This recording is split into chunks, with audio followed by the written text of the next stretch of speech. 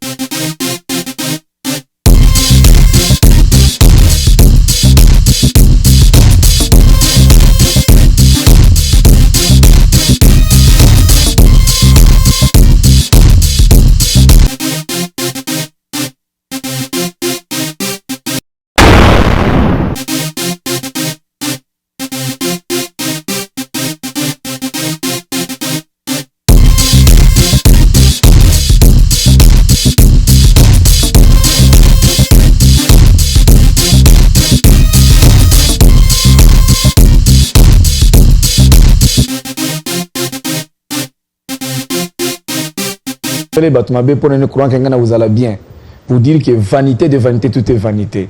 Donc les leçons mon les cambotuni muteba que kolukano te ko sala projet ya konio ko la mutu parce que o ko yelo lobby o yebite kimia za na bande ko na biso ya beni nzama pamula bango mingi nzamba za na bino je crois on a lobby na ramena on a beni na est. Amen.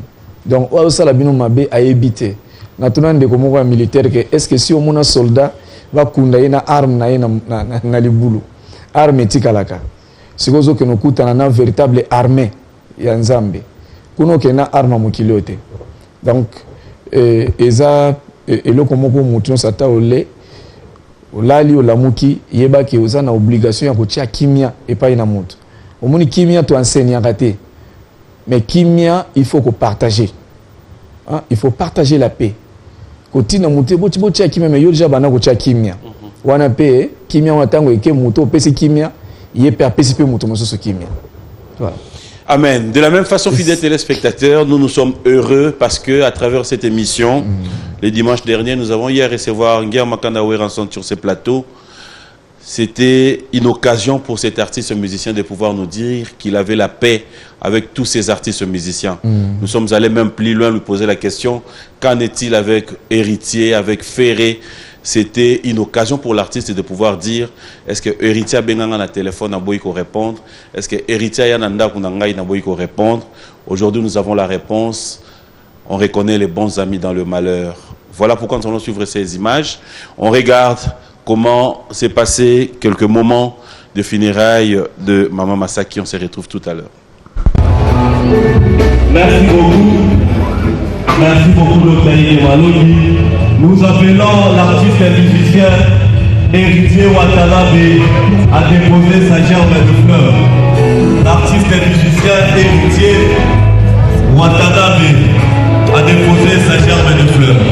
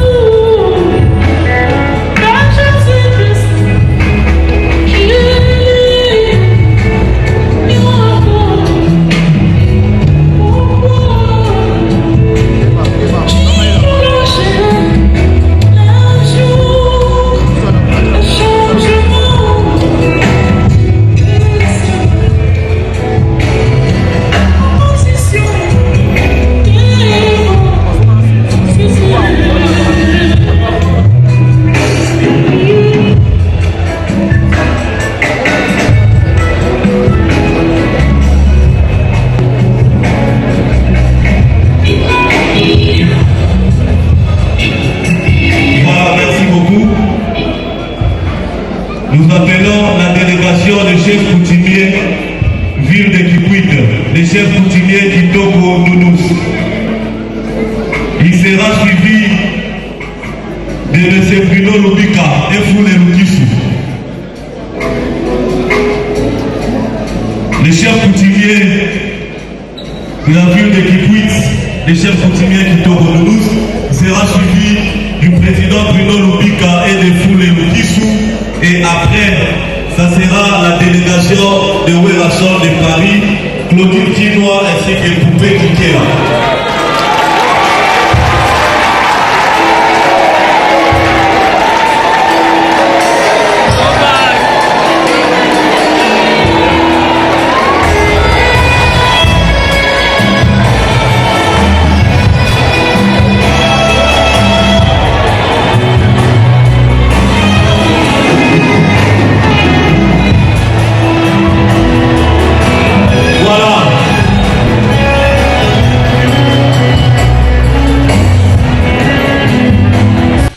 Voilà, de retour sur ce plateau.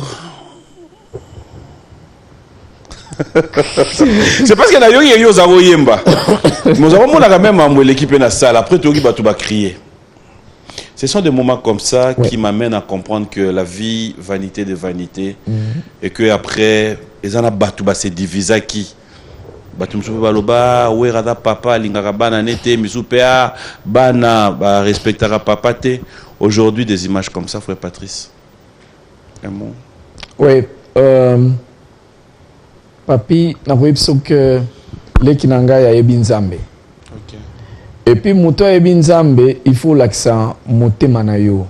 Ndenge Makambo Ebo Mani Nakati. Au moni mingi le bateau tala apparence. Mais Noël a Mouto Kimia.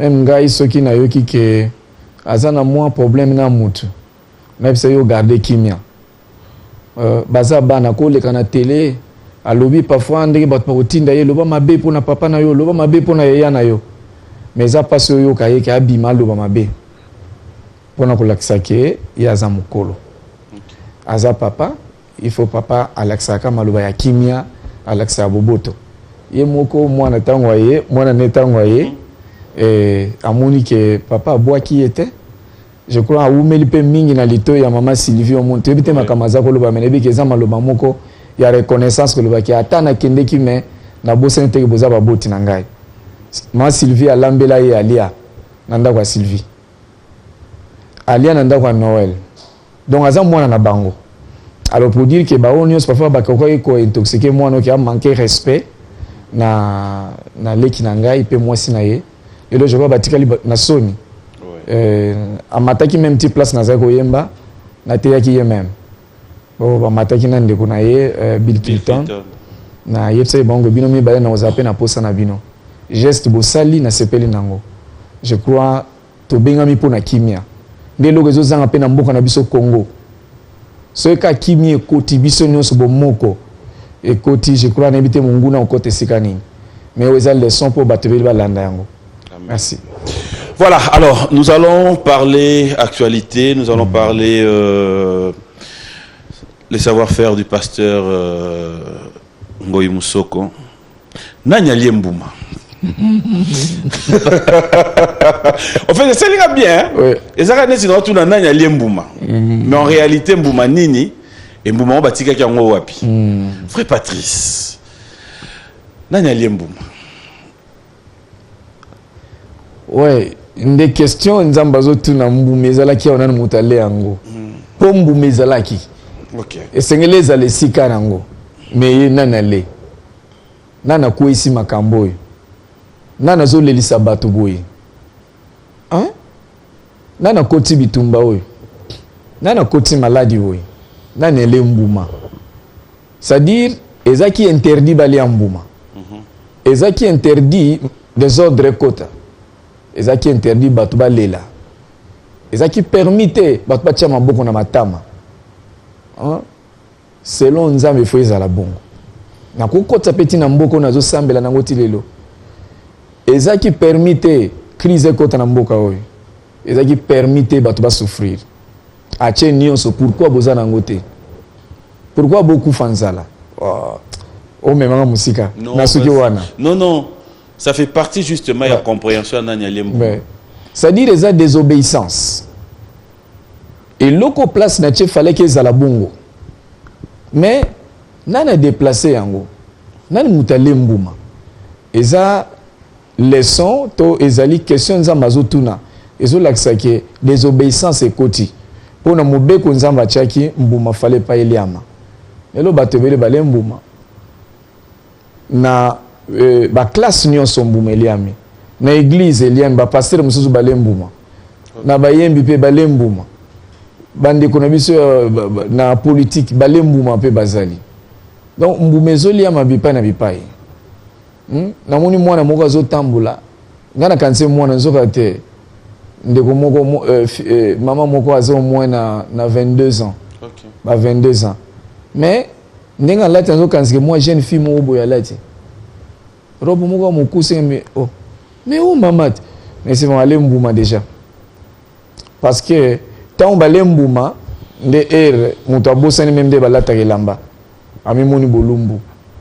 Fait papi ezali eza vraiment ce côté profondeur ya likambo ya nzembo oyo explication eza mulai mutu nyonso azoko se retrouver na kati donc Patrice peut faire ça l'attention même so yango pe na ngala tout na yo mo poza na kati ya nani ali Mbuma kena zate comment yo zate ngana zate parce que nazo yeba que limite ezali place Mbuma bache aboyi nyonso kolia me wana kolia ke lo barater. La chair est faible. Satan a megarakaka. Oui. Puis mekati na mukolo asu. Voilà. A meka me alonga kate. Ako meka yo na kolongo te. Oyi batoni ba meka yo. Na libanda musupe na lobaka mingi pona yo. De ba musu na sala mina oyi sino biso après émission. Na sala pona yo. Ba meka ko petro mais ba ko sezate. Parce que comme meka eza parce que le mutu obi tentation c'est ko tio li felo. C'est ko za mwana nzambe te. Tentation au côté samutili felote parce que kuna senga volonté na yo bazo meka yo zo aboy simba boy pesanga boy wala za ba tentation pe ne ko ko isa yo et ko isa te parce que yes tentation ko isa qui était mais frère Patrice nini et me marabio na ba titre ya boy nani ali Mbuma pasteur patron après c'est comme si au prévoyaka ou encore comme on dit aux ana vision ya ko mona moi musika oyo kogi ko sala malelo te. Oh, gloire à Dieu. Merci, frère Papi. Eza pena bongo. C'est-à-dire, eza le frère Papi a invité frère Patrice à l'émission. C'est qu'il a mouni quelque chose. Pour l'artiste, baza ebele. Pourquoi pour ni kanga yangona ngaso benga na linga ko négliger. Na mona que ceux qui na yete on dit na ko décevoir yo. C'est que ça ne loko mo bwenzamba talisi yo pour nangai. Neta wana annuler ba invitation mususu ba production mususu nazaki nango. Merci. Ndena yepa na yo.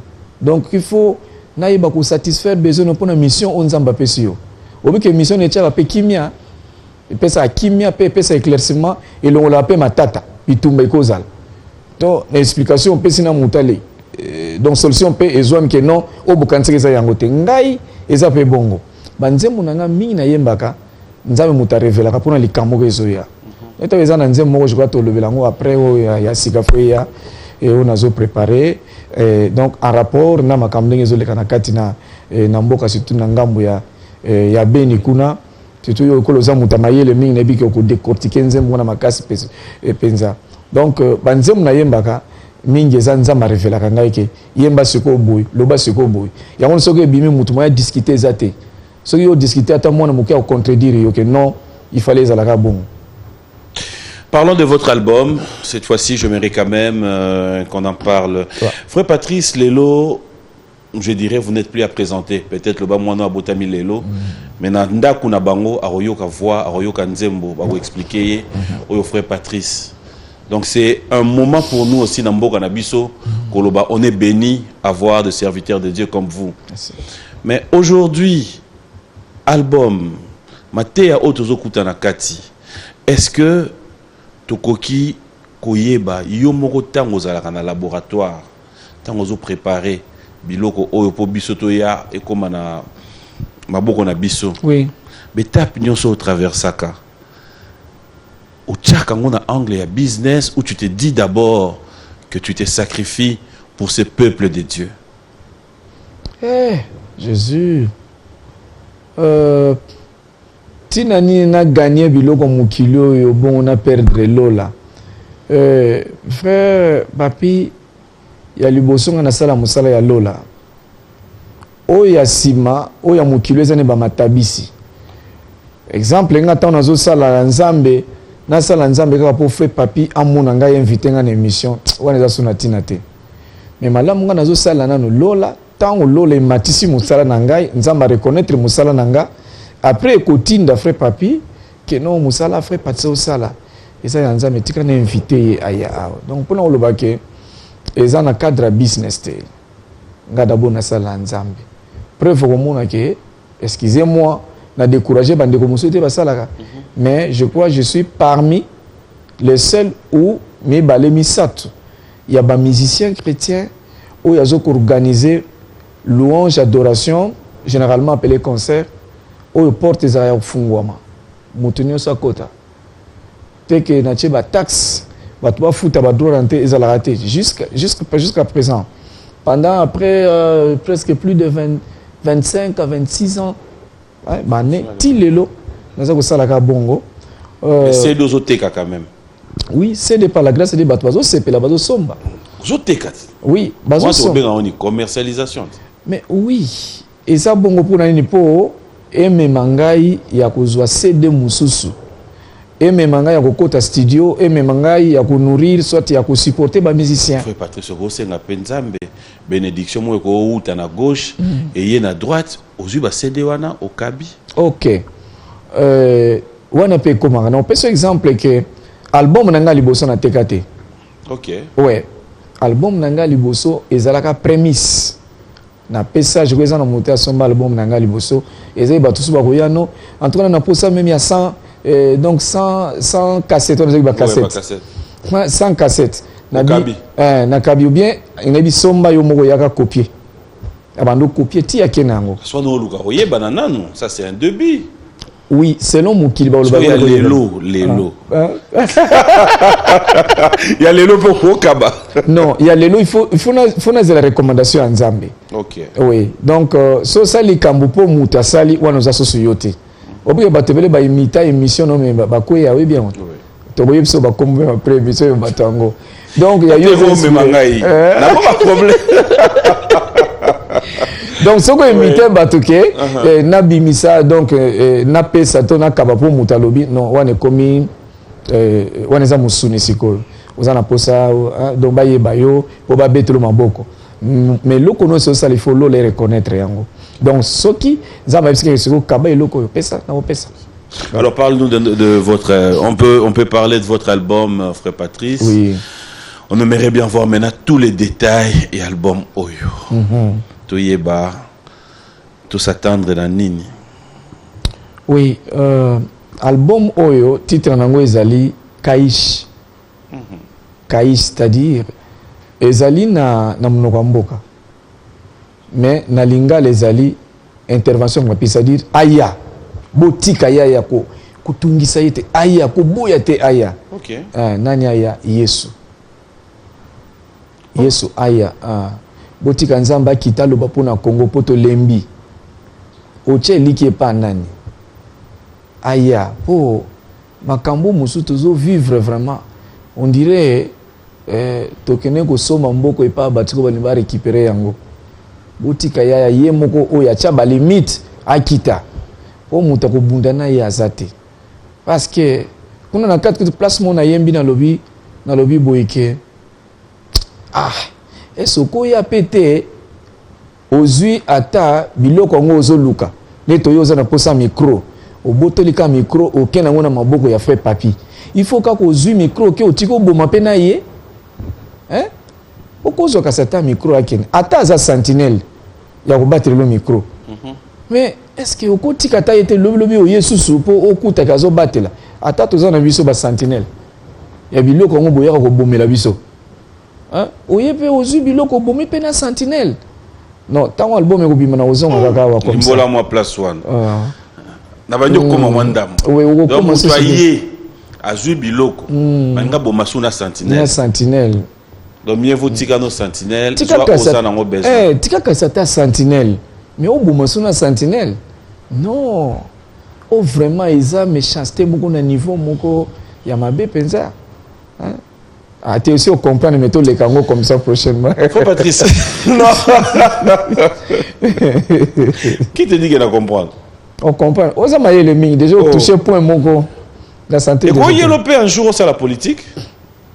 Au fait, avant de répondre à la question, je ne te vois pas dans la politique. Dans mon rabatounet yo, wande monanga. Ce bâtiment sur la politique, 2 semaines déjà mingi. Bah ok, donc na bazui na biso na sentinelle ok.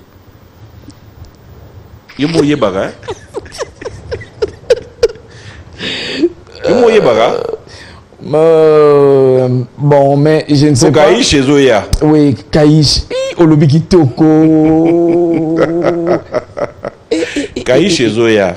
Mais na boy ozongiso na nanya liembuma. Tozalaki pe na mwelo kokuna. Mais na Kaïch oyo apparemment c'est très fort. Tu trouves pas que c'est comme si on commune dans la chanson on peut viser?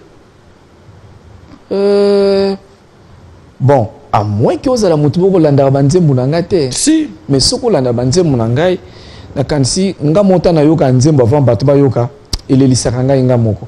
Avant album ebima. Net nzembo excusez-moi, nazako sala joka mutaza osala clip ezali bande kona biso ya nani oyeba bango Yann Mambo, je crois bien. Nzama pambule mingi. Mundele la biso. Oui, Coterie. Mundele la biso. Oui, merci.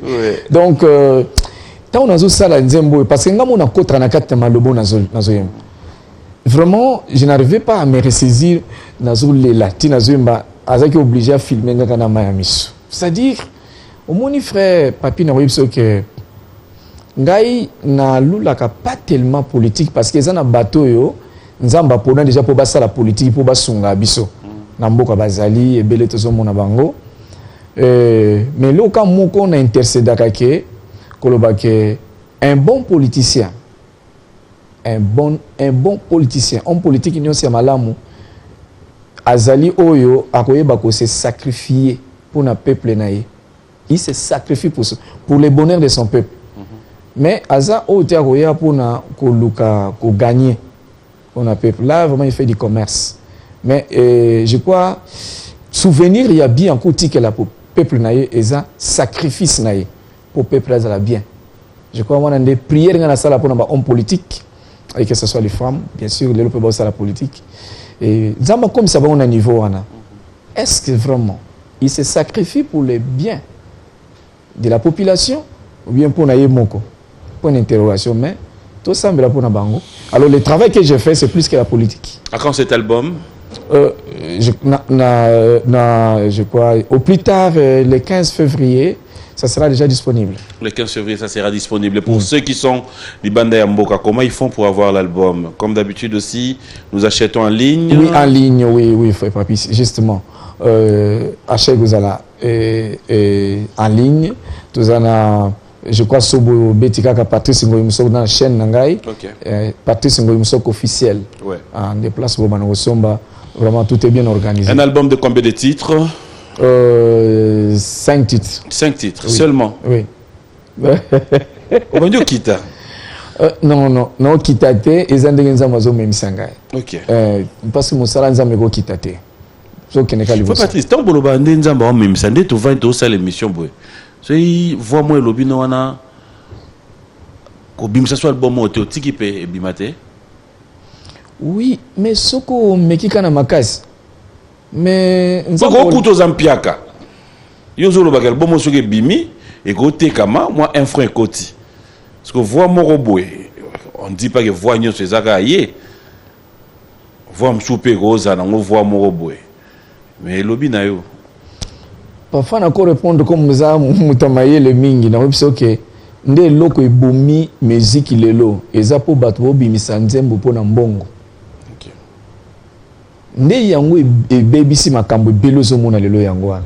Po musoka bimisa album moko mibale ngana mbongo na voiture na ndako tout c'est quoi comment ça la dit n'importe quoi.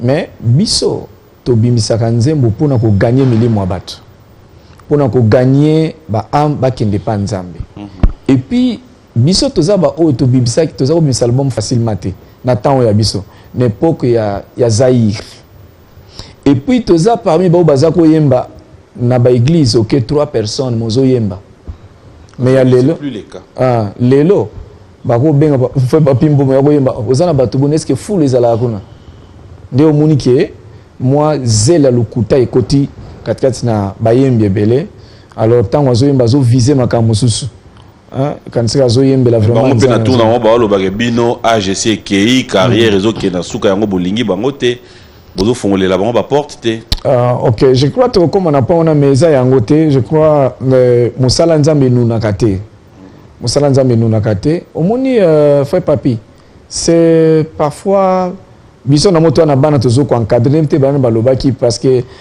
moi non pas comme on a bon mais biso après émission oui. Système non mais je crois tant tozo encadrer ba jeune talent balé qui na biso bazaka vraiment très reconnaissant na ba conseil tozo pesa bango et baza fier na biso alors ko yoka ke no bino bolekani déjà non nzela no se tambola bien il faut batwa za liboso pour qu'il faut oiba ko yoka pe conseil ya ba mikolo donc ke no musika mais elo kaka tozo ko déplorer mukeza mutonyo sazo kima conseil aucun musika te parce que nzela oya biso ya nzambe ezana ba principe na yango voilà. Amen. Une grande production en Ouganda. On va suivre les images tout à l'heure. Est-ce qu'on peut avoir une histoire directe? C'était comment? Tant on doute à la public ou non. Moi, j'ai eu la chance de voir les images. Ma téléspectateur Bortal on peut tout à l'heure. Namboka Mupaya. Oh oui. Nzamba Kumisama, na grâce à zo continue Kusalangai surtout, en particulier, naza très reconnaissant par inaye que au comme ba place moko boyiba milieu moko ondimate ke bayebi yo nzoka te nzambe si akomisa déjà musala na yo et témoignage na yo ekomati kuna ta on a commis na Uganda vraiment nazaki fondu en larmes ta on a kota place ko kota na terrain wana ezate batu batondo bazo panza batu police na bango kitia bani ko panza batu esalenga mawanga bibotika même na kitanga mo na makolo tina ke mata na podium babi okokate ba aussi mbona nzoto parce que bazeli yo mingi alors tant on a moni je crois na kotinda ka nzembo moko ba mo bazo yemba ko pesa mo ka mo mbote muke na munoko na bango na anglais na solo na bon ka mo muke ale na bandi ko yemba nzembo donc pour on a to kati mais moment mbule bandi ko beta mais ba okende te to poli mbula na bango ti j'étais obligé nga na kati parce que place ba check mbule zaki makasi instrument ma ekoti na table mixeur et puis et nakataki mais vraiment c'était bien bato bayambi yesu kitoko donc et ce moment comme makasi zalaki pona nzambe. On va regarder les savoir-faire fidèles téléspectateurs, ça sera pour le plaisir du Mouenet Tendai. Un grand merci aussi à Guy Masengo Ndial et à Kinshasa Willy Moucheni. Bon dimanche, merci au président Daniel Massaro, clin d'œil spécial à toi, bon dimanche, merci à Sylvain BH, clin d'œil à Moïse Samani, Alain Bissambou, DJ Nori le plus beau, pourquoi ne pas dire clin d'œil spécial à Bellamy Next Club, merci au MC Hans Luzolo, merci aussi à Patti Chamali-Roy, bon dimanche à toi. De retour, frère Patrice, c'est-à-dire téléphone, bandeko nyonso bazo benga. Bon. Ali na rasu ko continuer te tout tika côté kuna. Na lobby na ba to beta appel selon pour politique ndambut. Na tuna nanga.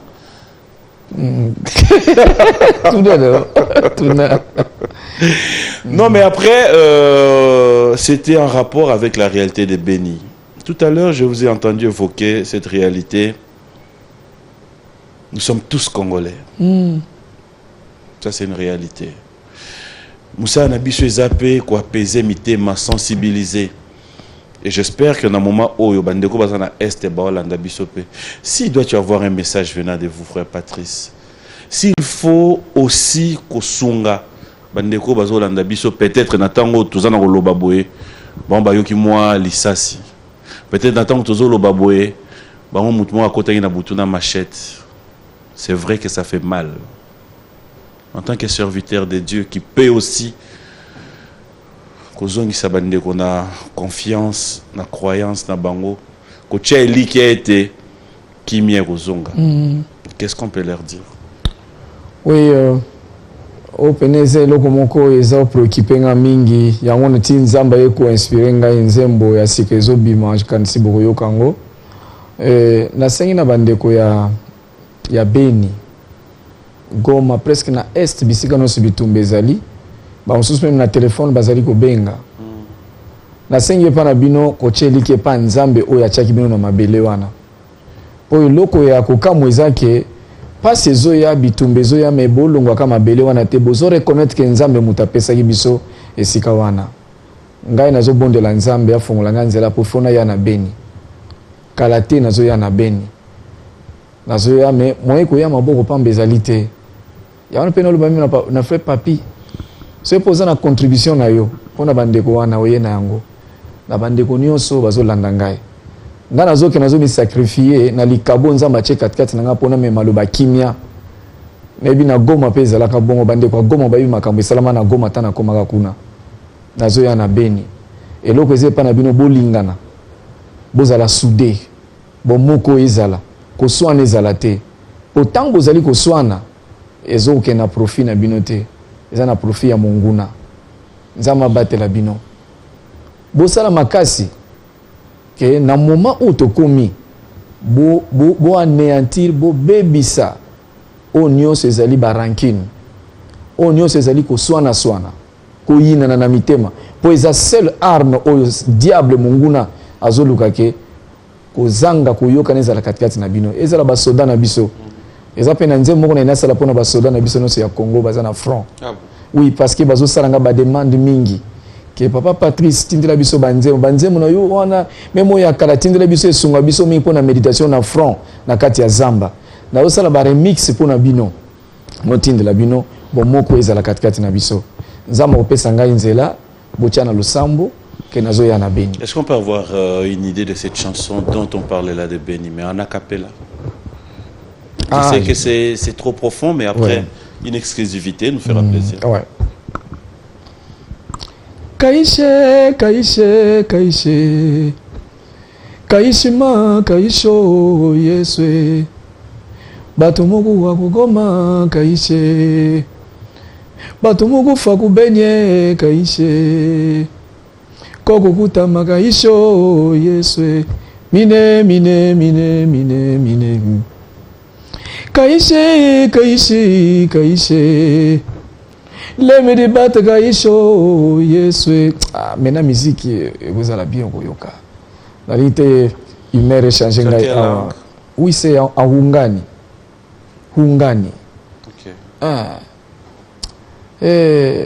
te nzamba za bien nzambe foya pourquoi parce que omoni natali na mboka lelo so totali ndenge nzamba memi ngai pasi ezali oyaya ndenge moko oyaya pasi kolela kotanga pasi makambo nyonso ekomi kaka pasi moto na pasi ya Yesu tu babomi Yesu tala bambeli nde ezokata bato yango namoneke te intervention ya bien ezaka nzambe po bato bakoya oya ye mais on dirait tokokaka te nde na bikaishi nzambe ya Yesu atala mboka na biso na libanda bakomosala réunion mpona kokabula mboka na biso nde tozolela ya solo frère papi nga pena mpona mona yo fona futa visa nazwa visa mpona ya kotala ndeko na nga mpenza te likambo ka nzambe ka ifo akata à moins que place mona yembi aboto bwani oh Jésus wana eza na dialecte c'est-à-dire à moins que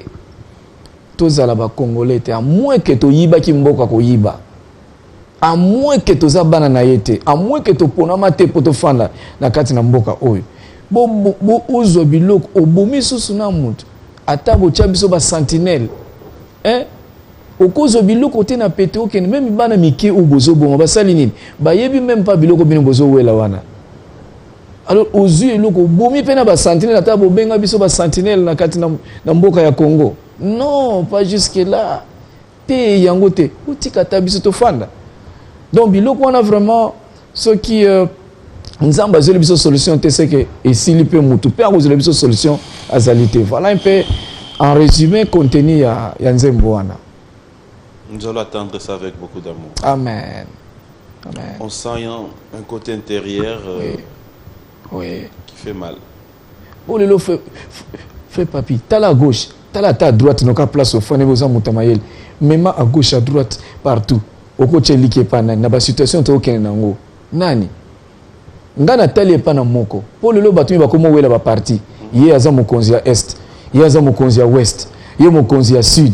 Donc na nord akota te. Mais ngana beleli o aza mokonzi ya mabele nyonso. To belela ndeye. O mona tenenge komo wela. Non, soke kota bandundu kuna yende papi mboma. Soke na Congo Central non kuna ezali Patrice Ngoyi Musoko. Mabele na ye.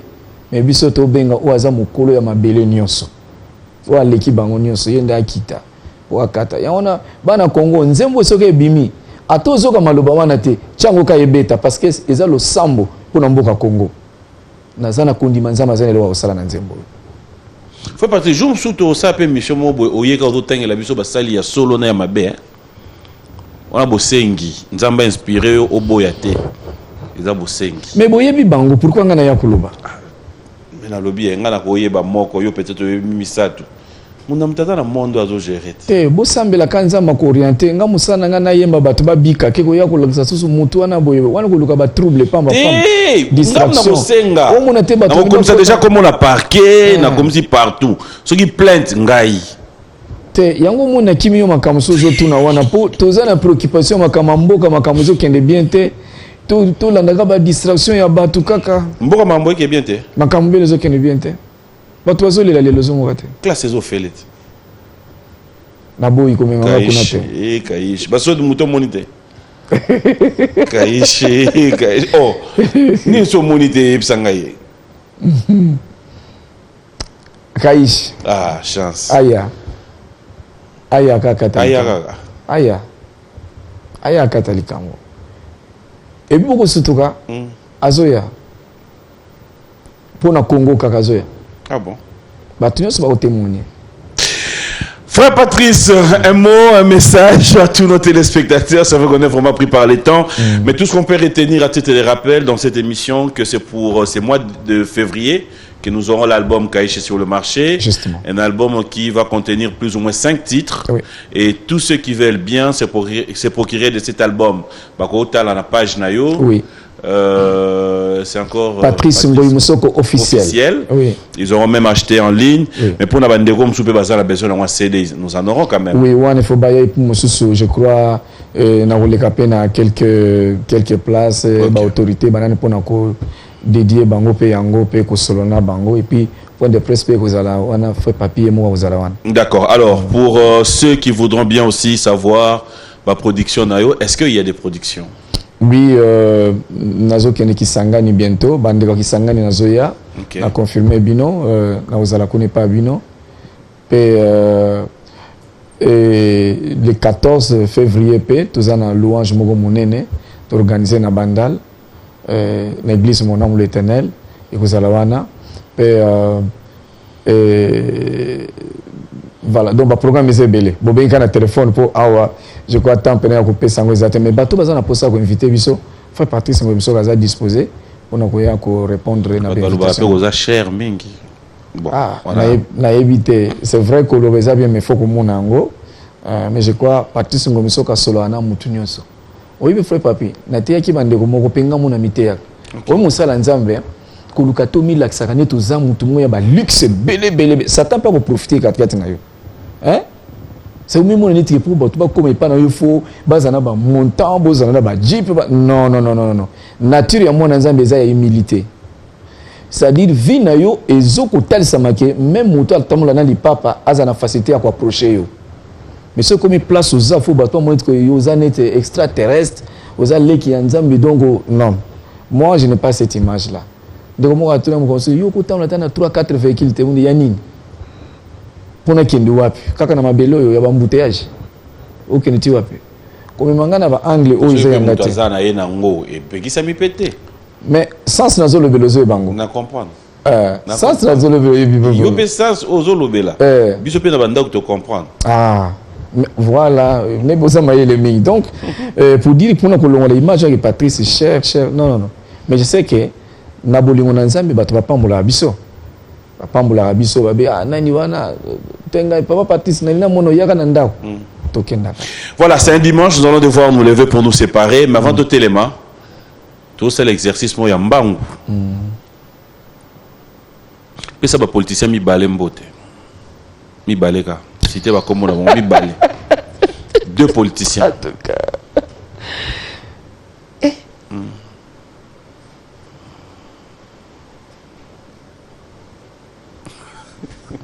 Kaïché. Maman présidente de l'Assemblée nationale Mbote. Maman Bunda, na PC Mbote. Na PC dans un côté à parler du peuple kuna baone sindeye. Et na PC Péger, le pasteur Kabange Numbi. Lori. Na PC Mbote nzamba pambulemi. Ezaï mi balé. Mi balé kaka. Pesa ba président africain mi balé Mbote. Kaïché. La PC le président et à RDC, papa Félix Antoine Chilombo et la PCP président Nabiso et Congo Brazzaville, la PC Mbote na communisme Christ. Nous allons nous lever. Qu'est-ce qu'il était? Un grand merci à vous tous. Manon Tsamela, Jackson Boliko, Trésor Moutiki. Et merci à toi aussi, JC Soro, JC, clin d'œil spécial à toi. Frère Patrice, c'était un plaisir de vous avoir sur ce plateau. Tout à l'heure, on a un petit plateau Oyo. Tout ce qui viendra comme idée, inspiration ou encore une chanson au monde édifié à Batou. On en aura peut-être besoin pour le lundi dimanche. Amen. Et sur la journée. Maintenant, il y en a tout, hein? Frère Patrice. Il y a une question dans tout le monde, il y a Matumboli. Mais dans le avant tout le monde, il y a une permission par ma mère. Il y a une permission. Il y a une permission. Maman, quand il a papier, il y a une question. Après, il y a tout le monde. Après, il y a bimi. Bon, ayoki yo. On va essayer ayoki. D'ailleurs, papier à Tsengi. C'est bon, hein? Oui, c'est bon. Maman Esther, papa Sengelingaï. Ça déjà. Au revoir pour que bima tuna na bimimba la moko. Bon dimanche à vous tous qui nous suivez. Hein. Je vous dis merci Dax, merci Michel, merci Lindel, merci la grande équipe. Un grand merci à vous. Merci encore frère Patrice. Merci à Doyou, merci à Sims et Sélé, merci à Nel Kabafosset. Et fidèles téléspectateurs, la question arriva. Attendez votre parole, c'est la question. Frère Patrice. Yopendo Zalabwe, oui, bah, comment va ex, non? Au revoir.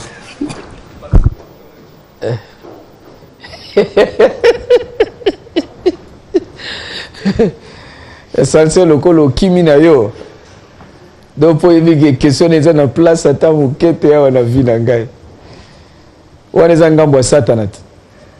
Ya on a le but qu'il faut y baquer au bundi sera satana ko kota na ngambu na été. So ita ko sambwisa o. Hein? Alors sambwisa yo. Oh Jésus. Gloire à Dieu. Na PCP merci mingi na DG Jacques Kamenga. Papa Jacques Kamenga ya Jacques nzama pambulo mingi, papa Rex nzama pambulo mingi. Merci Maman Esther, merci John et merci nzama pambula Tister et bana na biso nyonso bisika bozali.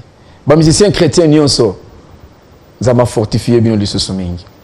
Il n'est pas trop tard pour que tu changes ta